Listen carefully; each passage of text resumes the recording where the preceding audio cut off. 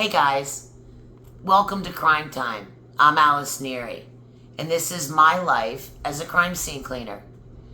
Now, I thought in my second video that I would talk to you guys about how to start your own biohazard cleaning company.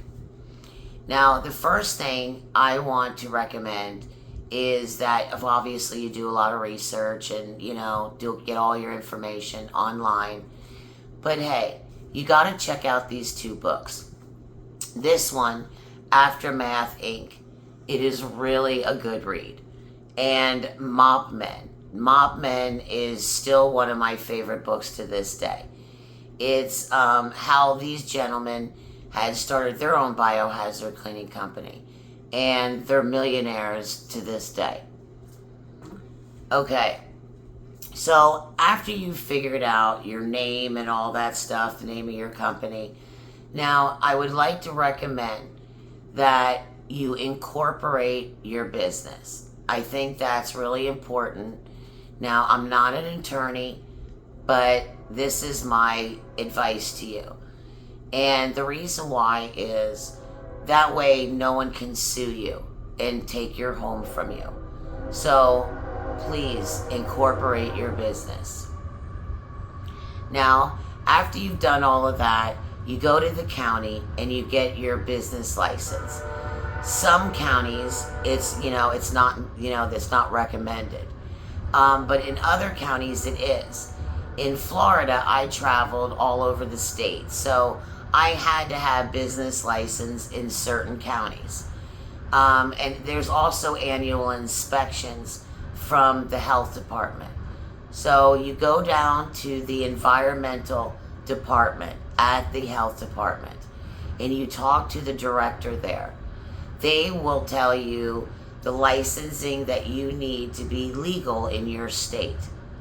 And so in Florida, you need a generator's license. A generator's license is the license to have the ability to touch the biomedical waste, any type of fluid. I have to have a license to be able to touch that. Then I got a transport license. Now, you don't have to always have a transport license, but check with your county and see. In the state of Florida, you didn't have to have one.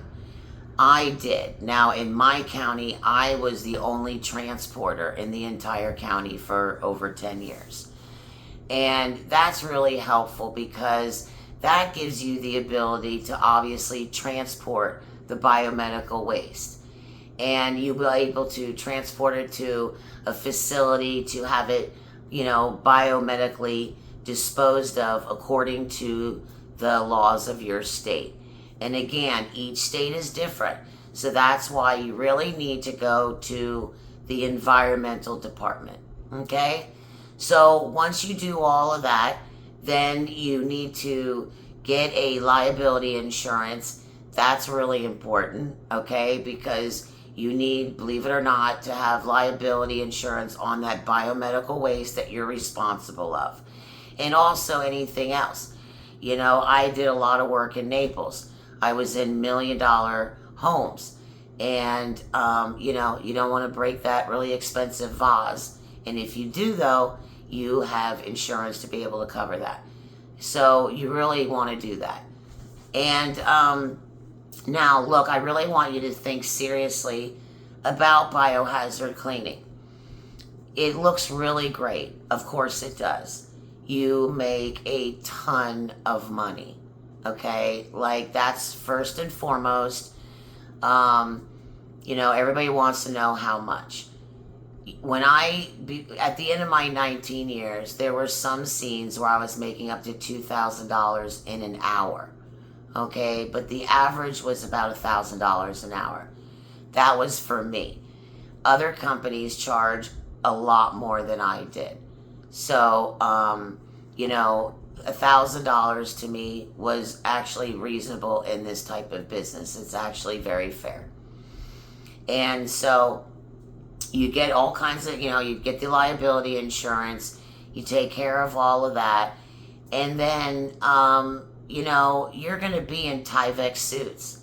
Those are the suits that, full uniform. You are wearing a 95N particular mask. You're wearing, a hairnet, gloves, booties. You're completely covered. And it's hot. It is really hot. And biohazard cleaning, you're not really cleaning. You're not really using chemicals. You are using power tools. I called myself a chick with power tools. Yeah, I mean, my favorite power tool was my jackhammer, electric jackhammer. That was cool. Ripped up those floors like no problem. And but you did use a little bit of chemical for touch up and things like that. Every business owner has their own secret sauce.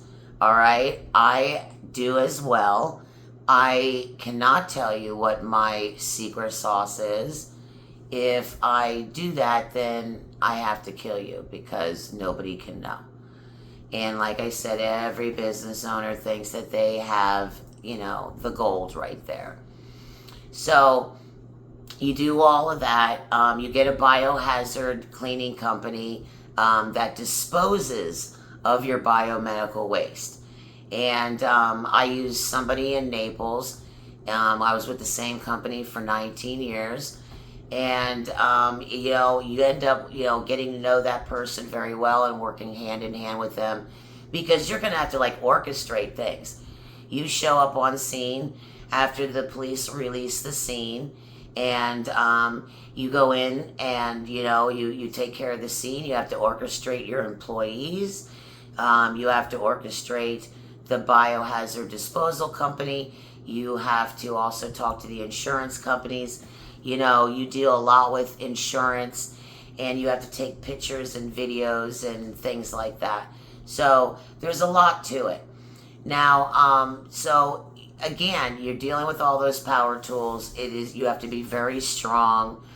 If you're not very strong and you can't handle the heat and things like that, then biohazard's not for you because that's why I had to retire. My health got really bad, and I couldn't handle that hard type of labor anymore. So you really have to think about it. And now the other thing is hiring your employees. You really have to have dedicated people that you can really depend on. Biohazard, you will always work on Christmas, New Year's Eve, those holidays. That's the busiest time because, of course, of suicide. Now, I want to touch on suicide a little bit because also with this channel, I want to try to save lives. It's crazy that a crime scene cleaner, I make my business off of crime scenes and off of, suicides and things like that, as horrible as it sounds. I mean, it's terrible to even say it, but it's the truth. And, but I want to stop it. I taught for a short time at a school, and I talked to, young adults, and I said to them, it first started out to be about business and biohazard, but then it led to talking to kids about suicide and the horrible things that I see. And, the kids, of course, they wanted to know about scenes. And with the teacher's permission, I did tell them about scenes. And, nothing graphic, nothing like that. Age appropriate. And when I talked about a suicide, the teachers had told me that I had gotten through to a few students. So they had asked me to continue with these other classes. And it ended up being like a suicide prevention class. I saved kids' lives that day. That's what I'm about. I've never judged someone that decides to commit suicide. It's none of my business. I'm there to help the family. And I'm there to clean with compassion, obviously. And I'm not going to judge that person. All they want is their pain to go away.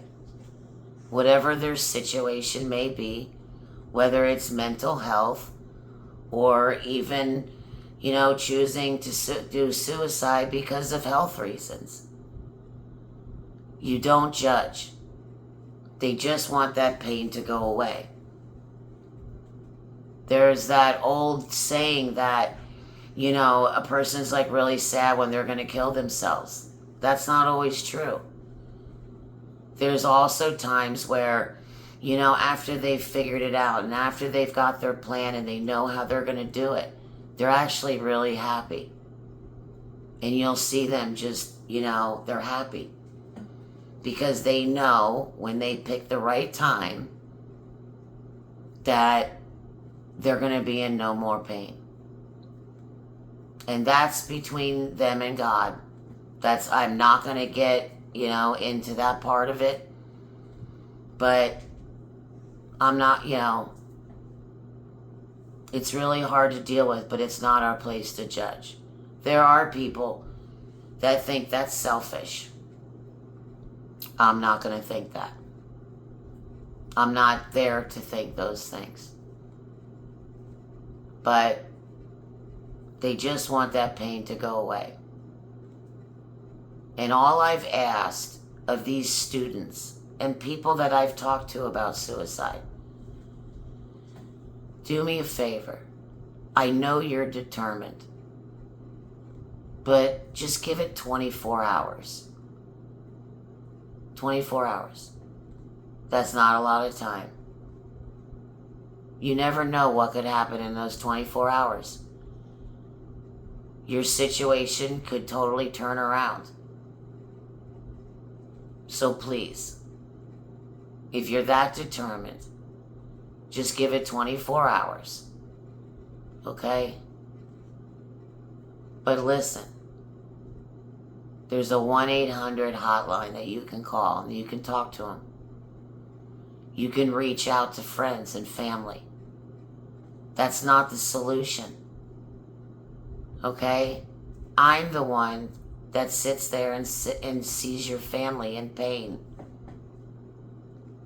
A lot of the scenes that I go to when it's a suicide is really heart-wrenching because the family ends up arguing. Family member against family member. You hear one family member saying to the other, "You should have called him more. You know that he had a problem with you last week. You should have called him. You should have made time for him." And they argue back and forth. I heard 19 years of it. Let's try to fix that problem before someone commits suicide. Why should they feel that alone? Talk to them. Okay? Because suicide's not the answer. It really isn't. Trust me. Your family is going to be devastated. And they're going to miss you. So, you deal with a lot doing this kind of business. There are the rewards. Now, I will tell you the best reward out of my 19 years of experience is when you're all done with the scene and the family member hugs you and says, "God bless you." That is an ultimate high because I know that I helped that family. And that means a lot to me. Because if it wasn't for me, the crime scene cleaner, their family member or friend of the family would be cleaning up that scene. And that's not what they want to remember. You can't victimize them again. Now look, being a crime scene cleaner, you have to be a good hugger. Alright? And I'm serious about that. That client has to feel that compassion. They have to trust you. Okay? You have to somehow make a business transaction during one of the worst days of their life. So there's a lot to it. You just don't go in there and rip things out and go home. So really think about it, okay? And I'll talk more in another video about what the other things that you're going to need. So stay tuned, okay? Thanks for watching Crime Time.